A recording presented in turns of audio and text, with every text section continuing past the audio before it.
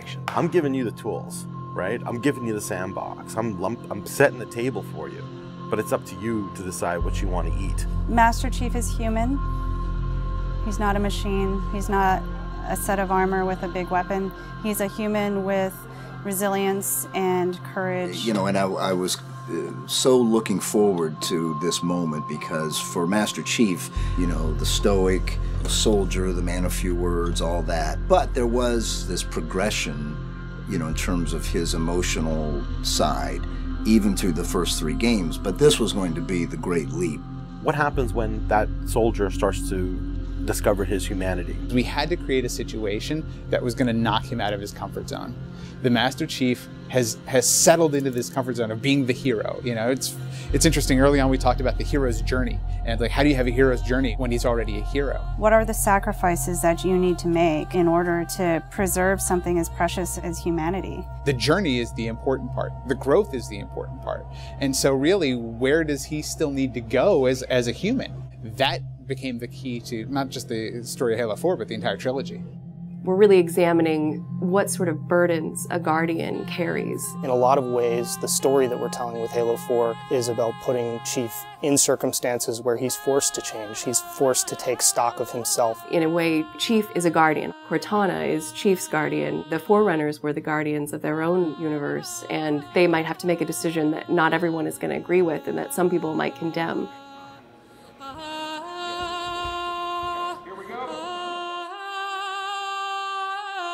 It's almost like you're a little kid and you're just playing make-believe again.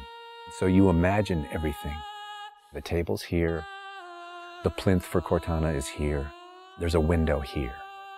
Ready, go.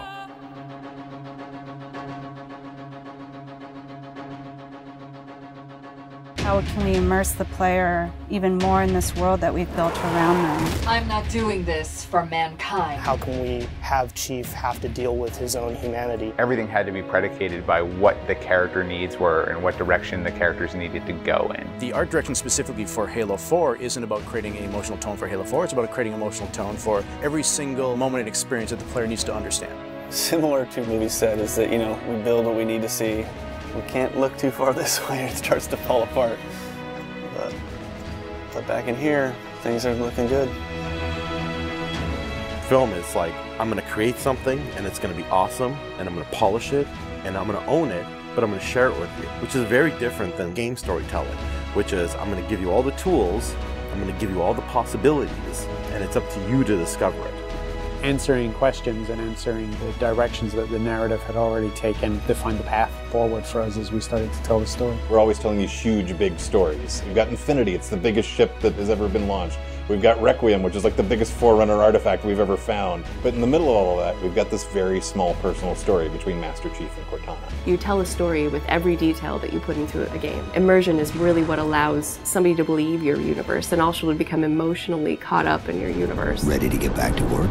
I thought you'd never ask. How do we make sure the sights and the sounds and the things that they're feeling as a player inhabiting that suit really comes through more clearly? And you know, technology has allowed us to do that with much higher fidelity than back in the CE days.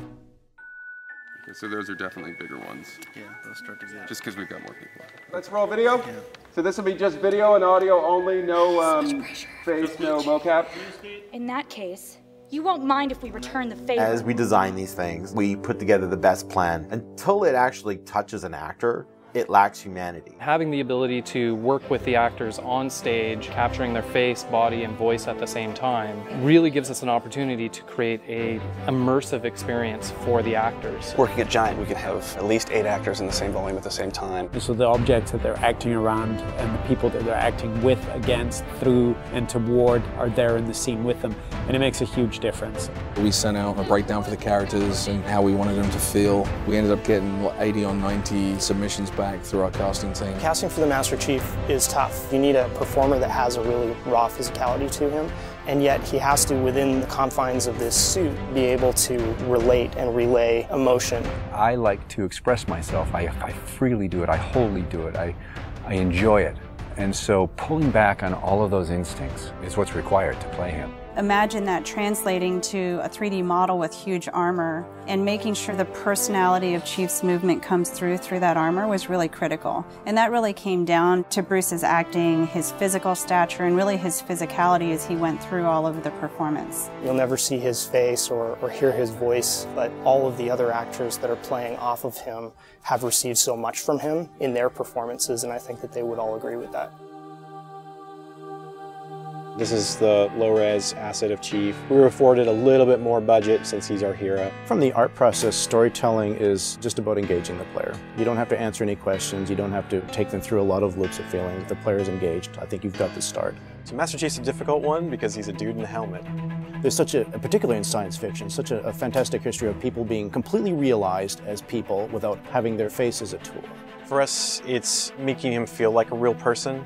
We have a nude male sculpt, and then from there we sculpt it on physically, a tech suit. And on top of this, guys, when we spend time just doing all the details and trying to add some of that functionality, even little bits here and there like Braille, and this just reads 117.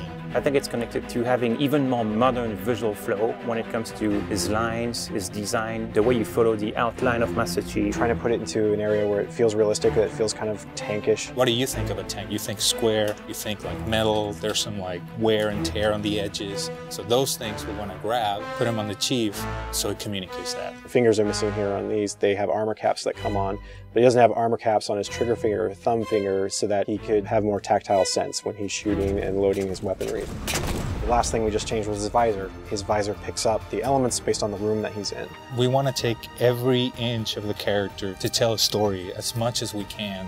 Above all, he still needs to connect to the player and they still need to understand him as being that character. It's somebody who's been very loved over the last 10 years.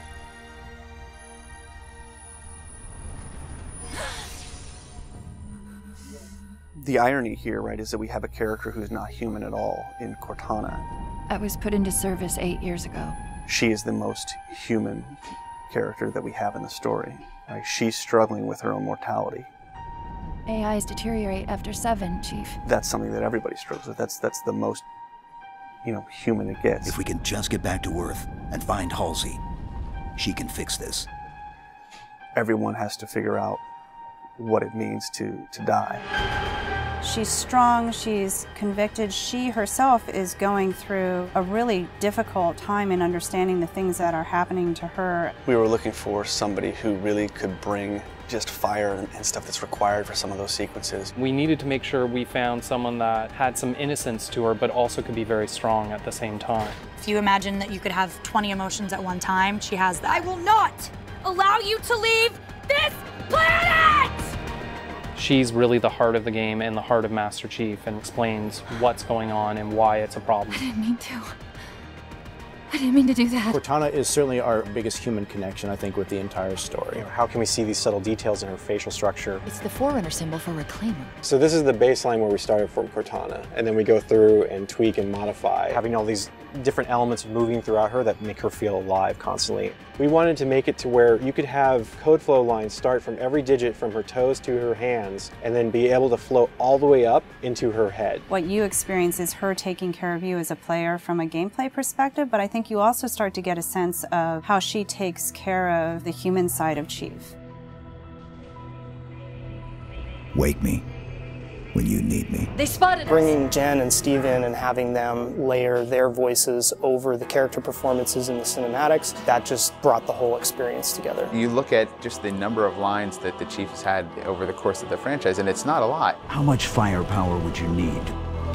And yet people will immediately call you out on the Master Chief's voice being something very distinctive and important to them. The funny thing is that they've had this off-screen chemistry because they didn't actually meet until last year. Not only is this the first time they've ever sat together on a panel, this is the first time they've ever been in the same room or even met. So seeing them meet and seeing them have that chemistry in real life and seeing how they acted together in scenes, just felt like we just missed this opportunity for all these years to actually get them together and get something even more memorable and more exciting out of them. From the beginning, they were great choices for those characters. Steve has this very stoic personality that comes through in his few words. The same way Jen's voice is confident and it's strong, but it can also be playful.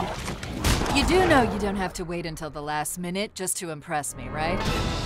In many ways, Halo 4 is the first act. We want a player to be able to ask themselves what it is to be a hero. Is the sacrifice worth it? I often think of him as like Atlas, you know, like he's got the weight of the world on his shoulders all the time. Chief and Cortana are the same person, but she has always been the reflection of his humanity. People don't play Halo to watch a soap opera, and yet you don't want to just be kind of pulp. To me, it's a natural progression of this story, and it takes this relationship to the place it should go to.